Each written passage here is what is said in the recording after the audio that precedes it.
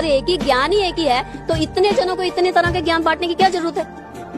अब ये चीजें जब आप इसको डिफरेंस को समझिएगा, अब जब अलग एक टीम आएगी ना निकल के, अध्यात्म लोग जो आएंगे जो सत्य को प्राप्त हो रहे हैं, उनकी सबकी एक बात होगी, उनमें आप कभी अलग अलग बात नहीं देखोगे। वो एक ग्रुप जब सबके सामने आएगा ना दुनिया के, उनकी एक बात होगी। उनकी बात ऐसे नहीं होगी कि वो मैं अलग बोल रही हूँ, सामने वाला अध्यात्म वाला अलग बोल रहा है, वो अलग, ऐसा नहीं होगा। उनकी एक बात होगी, उसको आप समझना कि ज्ञान क्या होता है।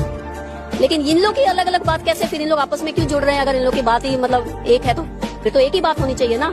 इन लोगों ने एक्चुअली में लास्ट पहले तो इन्होंने लड़ के मरना है, इनकी जड़ काटनी पड़ेगी। एक तरफ ये कलयुगी लोग जैसे अभी बताया, सब लोग आपस में लड़ेंगे मरेंगे, सब धर्म वरम बाबा हिंदू सब लोग आपस में लड़ेंगे, हिंदू भी लड़ेंगे आपस में, ठीक है ना।